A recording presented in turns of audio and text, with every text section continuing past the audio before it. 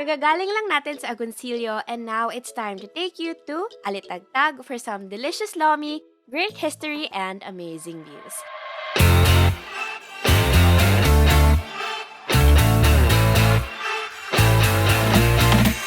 Hi beach listeners, it's Hannah. I may be a Manilena by address but I'm a Batangueña by blood and it's high time I learn more about my home province, Batangas. From Agoncillo to Tuy, I'm tracing my roots one municipality at a time and I'm bringing Mariah and you along for the ride. Kagagaling lang natin sa Agoncillo and you can find the video for that on our channel. Syempre, like and subscribe na rin kayo para mas marami pa tayong mapuntahan sa Batangas. Pero ang pupuntahan natin today ay Alitagtag. May kwento rin sa likod ng pangalan ng Alitagtag, pero kakain muna tayo dito sa Nikko's Lomi Haus para naman may energy tayo mag-ikot. So, Nikko's Lomi Haus and Eatery has been around for almost 20 years. Syempre, like we always do when we eat at any restaurant, we ask what the best sellers are. Kahit minsan obvious naman, syempre order ka ng Lomi sa Lomihan, di ba? So, here's the menu for your reference. And kapag pumunta kayo rito, pwede rin kayong mag-order ng special Lomi with sisig and chami. Try muna natin yung chami. Feeling ko naman nakakain ako ng chami before. Pero hindi ko alam na chami ka. So, hindi ko alam kung ano to, di ba? Guys. Hindi kasi ako mapansit na tao, guys. Ang pansit ko ay palabok. I'm so sorry. May atay. Sorry na guys, hindi talaga ako mahilig sa atay. If you've watched our Beyond the Food Trip video, alam niyong medyo hindi ako adventurous when it comes to laman loob. Ako yung kaibigan yung gumagawa ng mountain ng atay sa corner ng plato kapag kumakain ng noodles or menudo. Pero na-appreciate ko itong chami na may onting anghang. Hindi pa rin namin sure ni Mariah kung bakit may separate bowl for the soup or sauce. Pero hinahalo na lang namin siya unti-unti dun sa noodles kasi kalasa naman niya yung sauce ng noodles. This just in, according to our teammates na Batangueña din, ang tawag daw sa sabaw na yun ay kaldo. And it comes in different flavors and consistencies. While may iba raw na preferred na hinihigop, it's more commonly added doon sa pansit para mas magkalasa. Nakahiwalay siya para hindi raw agad ma-absorb ng pansit yung lahat ng kaldo and mas ma-retain yung lasa. And now on to the star of the show. Alam mo yun ang gusto ko sa Lomi kasi sobrang saucy at ang lapot ng ito.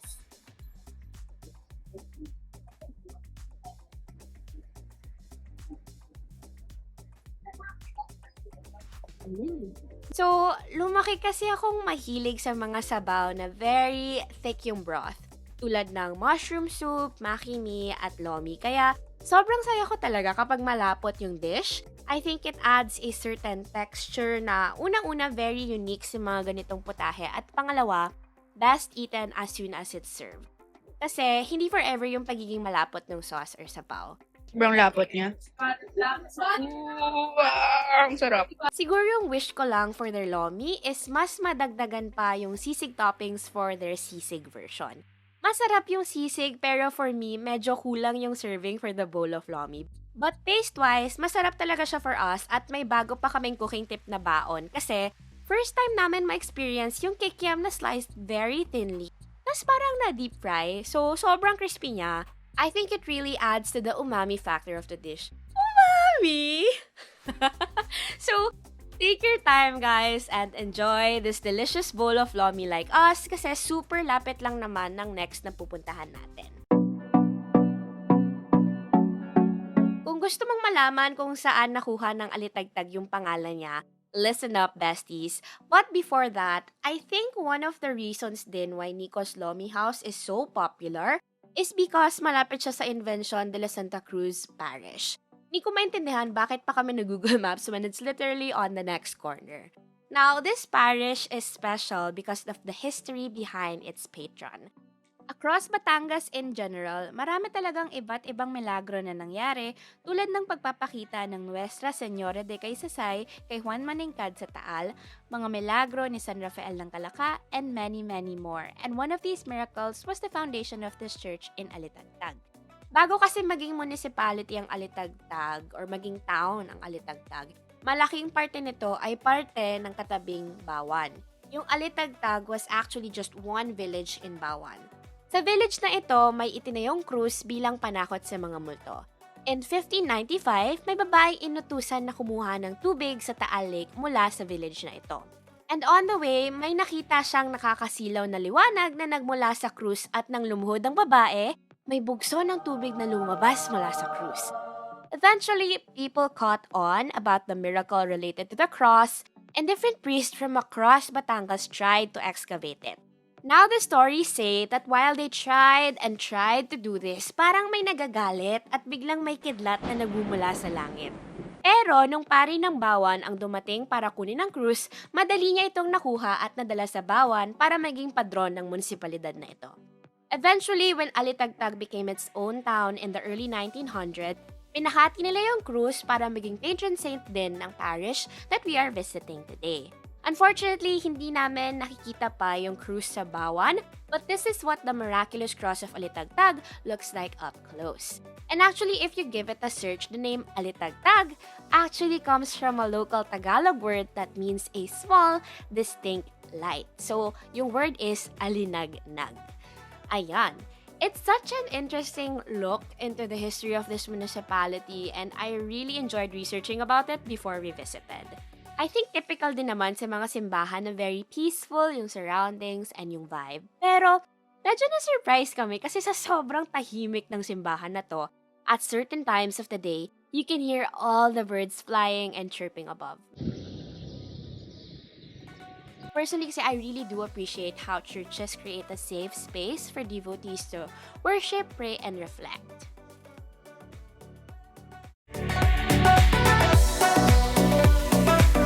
Something that we always try to do whenever we go on trips is to visit yung sentro ng isang municipality. Since many Batangas municipalities were built in the style of Spanish pueblos, meron talagang center at doon mo makikita yung church, market, and plaza of a town. And true enough, right across the parish that we just visited is the Alitagtag Municipal Hall, kung saan makikita nyo tong malalaking letters ng Alitagtag at itong plaza kung saan may nagpa-practice na high school students. Hindi na namin sila masyado vinidyohan pero makita nyo sila here. Sobrang nostalgic, ako lang ba? At syempre, sa tabi lang ng Municipal Hall, makikita nyo na rin ang Pamilihang Bayan or the market.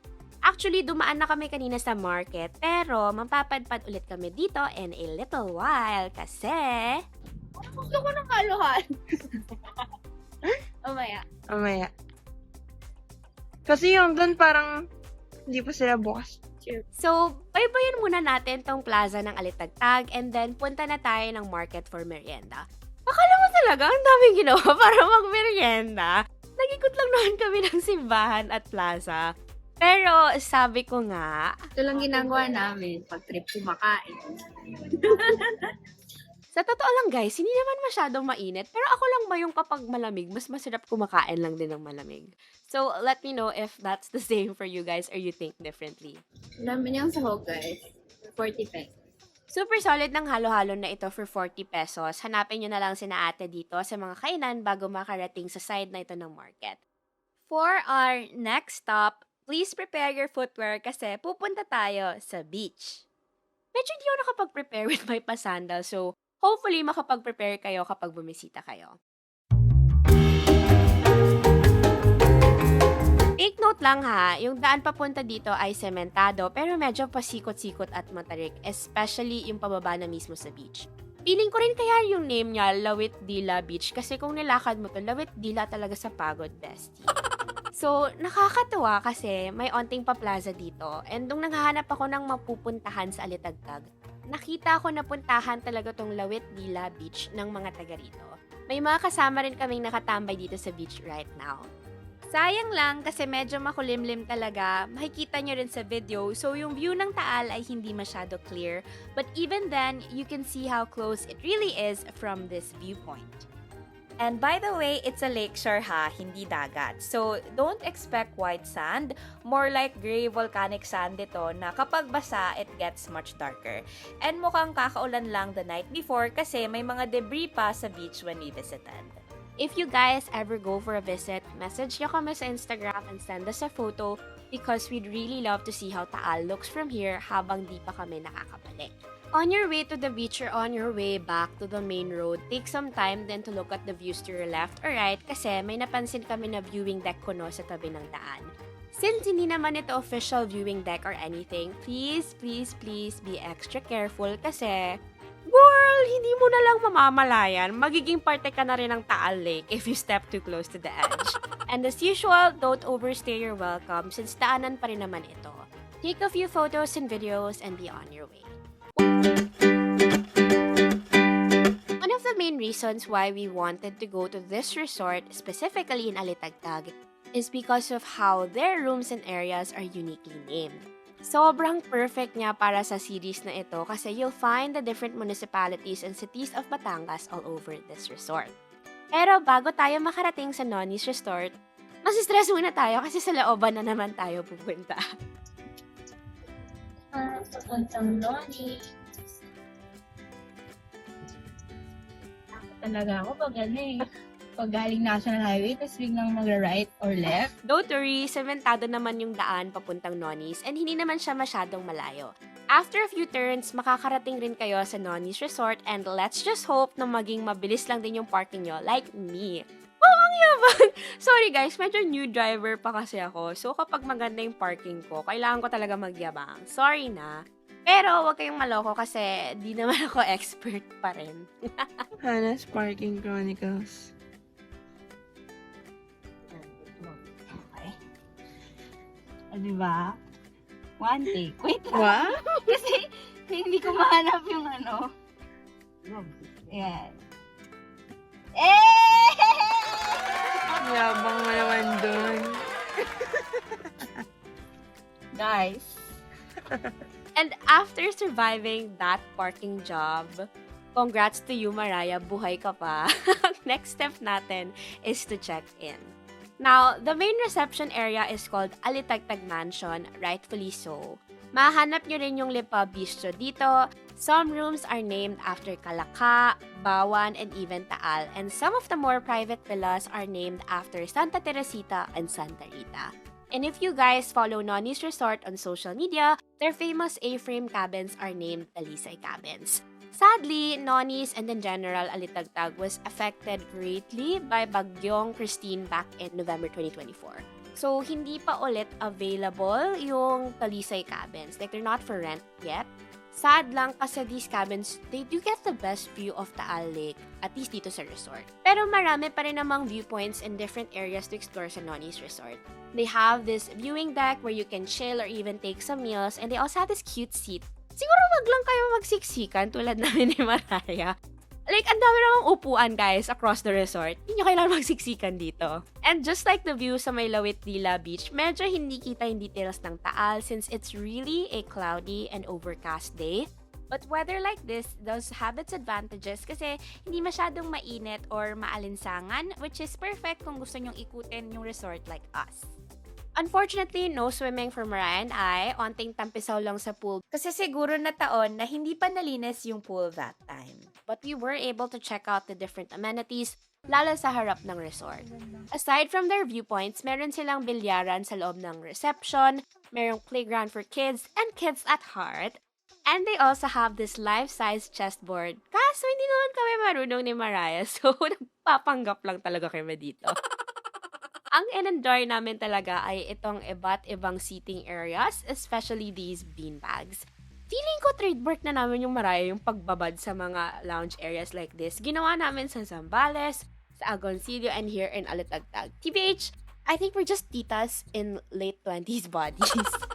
They even have this tunnel of LED lights which I think would be great for photos at night. Balik muna tayo sa room. We'll give a more detailed room tour later, but for now, let's eat. One thing to note about booking with Noni's Resort is that they do charge for breakfast, and they also include a consumable balance when you book a room with them. Hindi sila pwedeng i-remove, but you will be able to 1. Enjoy breakfast in the morning, and 2. You'll be able to order from their menu throughout your stay. Mina-maximize na lang namin ito for our dinner since hindi namin feel na lumabas pa at night. If you guys want to experience Noni's Resort, you can book directly through their website or you can also book through Agoda. You can use our promo code AGODATPT for discounts, and for all your other travels in and around the country and even abroad, feel free to use our other promo codes as well. Now on to the food. For dinner, we have sisig with egg, adobo rice, and some butterscotch for dessert. Ewan ko kung may sumpa lang siguro ako sa sisig sa Alitagtag. Pero we were honestly hoping for a bigger serving of sisig, especially since medyo pricey ang menu items nila. Otherwise, service was great and we did enjoy our meal. By the way, para umorder ng food, kailangan yung iscan yung QR code menu na nasa room. It will direct you to a website at doon nyo na din ipi-place yung order nyo. Then tatawag na lang sila kapag pwede na kayong bumaba sa bistro to eat. Super convenient, and kaya ako pala mention muna na pupunta tayo ng room kasi I wanted to mention this like info para ready kayo when you want to order food. And now, the room itself.